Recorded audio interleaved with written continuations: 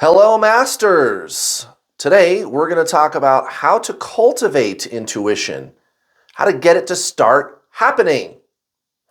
Now, as I mentioned in the last couple of videos, this cannot be overstated, guys. This can't be said enough. This is the missing ingredient that why people struggle with law of attraction. It's your Zen game, guys. And I'm not saying you need to go live like a Buddhist monk, right? And never go out, never have fun experiences and stuff like that. I do that kind of stuff all the time. And that's not really spiritual anyway, like just being boring and living a life in a ashram or in a monastery or something. That's not really it. Read this book. 80 to 90% of your manifesting game is your Zen game.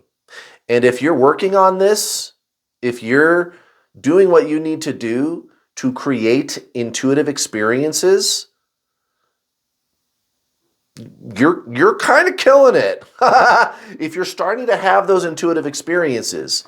So this cannot be overstated, guys. 80 to 90% of your Zen game is of your manifesting game is your Zen game. So there's these two books. There's my video I did a few days ago about how to meditate, right? And there's these two books. Here's another book that I really like by Charlotte Jocko Beck. She kind of makes this like practical, like how to work it into your daily life. But you got to get that ball rolling, guys.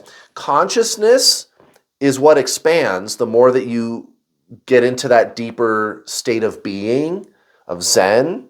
That's why meditation is so important, right? And consciousness powers all of these other systems that you're using. Your mind, the subconscious mind, and your connection to the mental universe, right? I've talked about that before on this YouTube channel, how the universe is mind. And even modern science is proving that out. I'm even going to link, again, a couple of scientists that are going to tell you the universe is mental. And one of them had a conversation with Eckhart Tolle. And consciousness, again, is the fuel. It's the gas. It's the gas tank that makes everything work.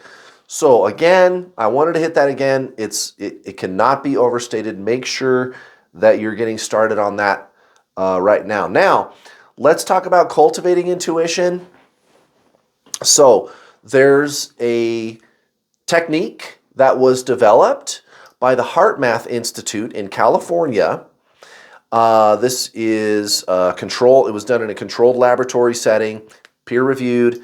They would bring Buddhist monks in and put them into a CAT scanner, and they would have the Buddhist monks induce all of these higher brainwave states. Like they can just do that because they've been meditating for so long.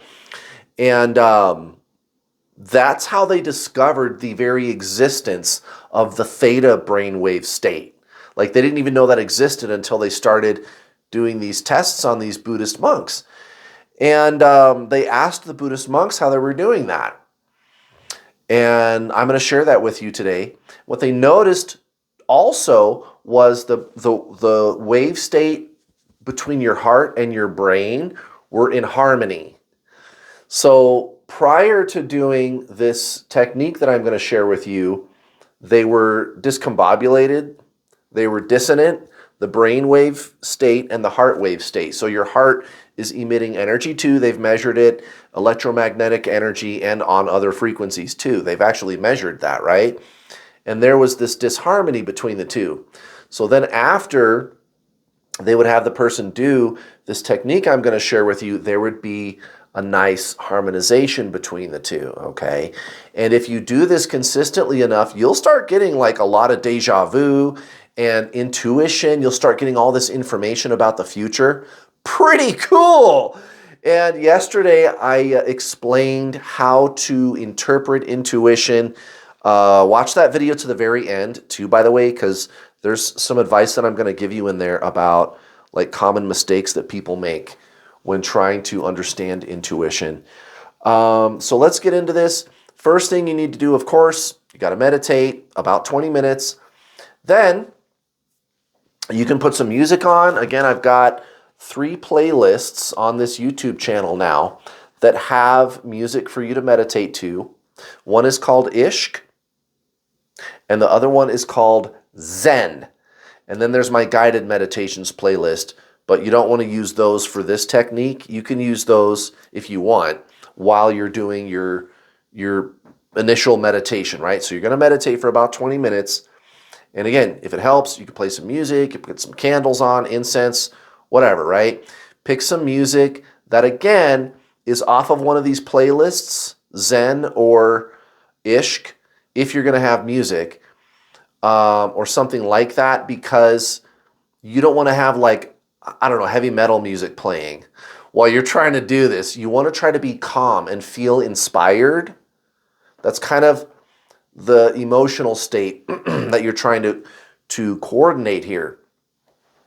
The next thing you need to do is a thing called induction. Now, induction, I mentioned this in my How to Meditate video. It's a great technique. I use it a couple times a week with my meditation students. So I have group meditations that I host. I teach this to all my spiritual coaching students, over 7,000 people that I've coached in my programs.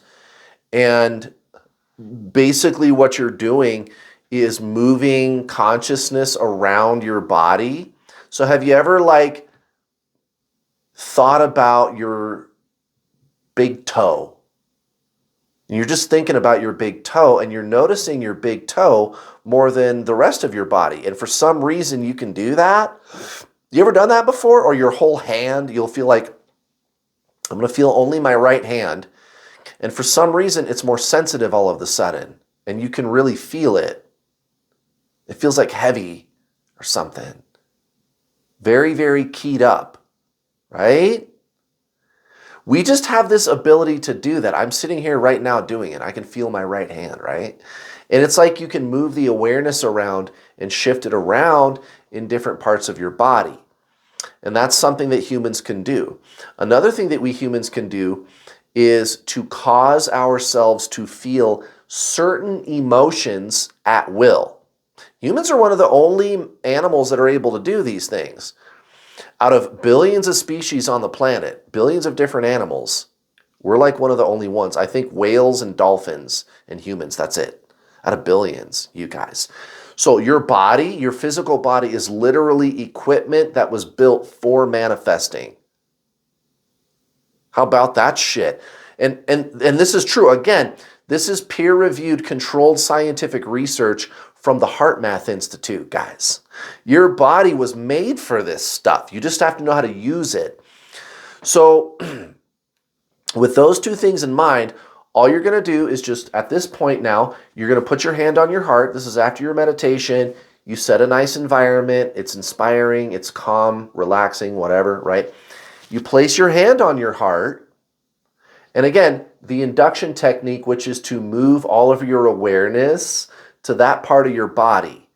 Like you can intently feel your heart. And remember, your heart is in the middle of your chest. Some people think it's over here. It's in the middle, guys, right? So put your hand on your heart and place as much awareness there as you can. And then what you're going to do is take 3 deep breaths and exhale slowly.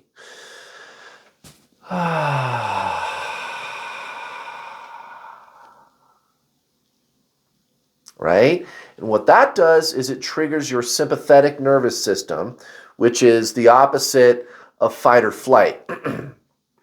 Fight or flight is like this, right? But that's the parasympathetic nervous system. The sympathetic nervous system calms your body down.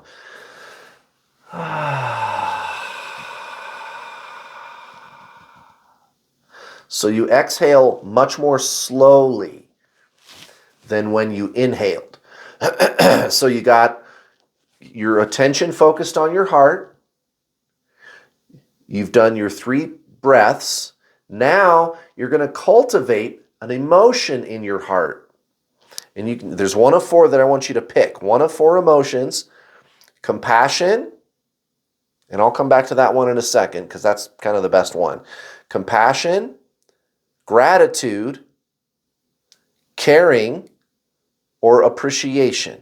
And this is one of the things that visualization is good for. So remember, what did Neville Goddard say? Feeling is the secret, right? Okay. So mental visualizations, those are only there to kickstart the emotion. Think of it that way. So visualize something that you really appreciate. Something really nice. Like, I'm glad there's a coffee shop down the street. I love that little place. I really appreciate that. Think about how nice it is when you're there, or you feel gratitude for it. Or caring for somebody. Think of somebody that you care deeply for, right? And again, you're keeping your attention there, keeping your focus there on your heart, right? And then compassion, now that's like the highest kind of one on this list. And what the Buddhist monks who explained this to the heart math scientists, what they said was, it's not the kind of compassion like I think we normally think of. Like, we think of pity as compassion, like having pity. That's not it. It's the disillusion of separation. It's even like the most wicked things, they're part of the all. Or just the way, if you just think of, like, I like to visualize like the wickedness of our world, right? And at the same time, I look at it from this kind of higher, sublime, non-dualistic, spiritual kind of way of looking at things. You know what I mean? It's this kind of spiritual acceptance that the ego can't help you with. It's deeper than that. It's beyond mind, right? So it's like Jesus and Buddha and all the great spiritual masters, they would always talk about this. You know, you look at other people that do things they shouldn't be doing, and you're able to look at them with this weird, it's not weird, but this higher form of compassion, because you see them as a soul who just forgot who they are. Now, that doesn't mean I'm going to let them in my house. That doesn't mean I condone the things they do, right? I still have discernment, right? But that's not the same as judgment. I don't judge. Discernment, oh yeah. I don't like the things they do, but I know that ultimately they're part of the whole, right? It's this going beyond the us versus them of ego, right? You're going beyond the duality of mind.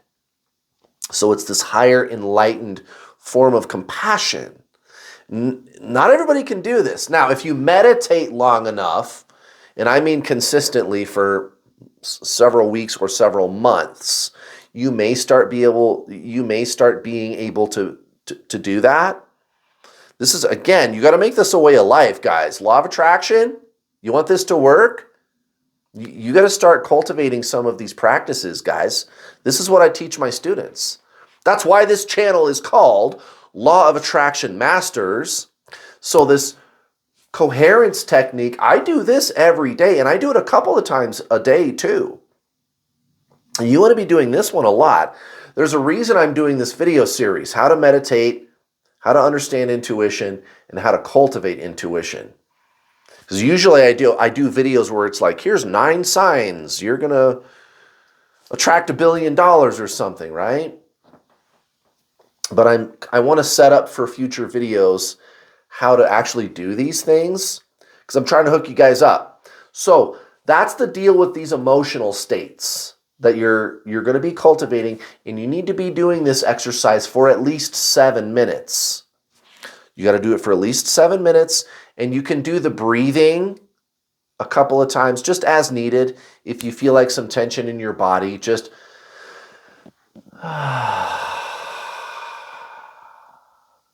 kind of thing, right?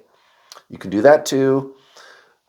Focusing intently on the space that your heart is occupying. cultivating these emotions. You're going to do this for 7 minutes. And again, I do this throughout the day. I do this all the time. I'm just like, after I'm done watching this video, I'm going to go downstairs and get a glass of water. I've done this. I've been doing this for so long. I've trained myself to just automatically do it. So as I'm walking down the stairs, I'll just start doing it. And you guys, let me tell you something. Not only do I get blown the hell up with intuitive hits all the time, intuition, also, I manifest a lot quicker because I've always got this gratitude and the ability for me also to accept things the way they are. Doesn't mean I have to like them, but it's this, again, this deeper sense of spiritual compassion. I'm accepting my situation as it is right now, guys. I'm not resisting what is, because you know what happens when you focus on something that you don't want, when you resist it, yeah, you get more of it. So that's a big part of this, guys, which is to not resist what is. That's why I spent so much time talking about that form of compassion, because if you want to change your physical reality, the first thing you have to do is bless it and accept it the way that it is right now. You have to say that it's okay. Okay? Things are that way for a reason. You can change them. You can change them, but you have to be willing to say it's like that for a reason.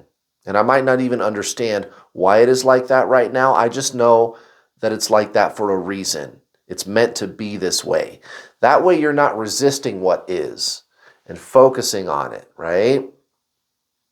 So that's the deal with intuition and meditating. Again, I did these 3 videos. The last 3 videos that I did is kind of a way to do a little bit of setup for future videos so that I have some context to roll out these teachings. Thank you so much, everybody, for watching. I'll see you in the next video.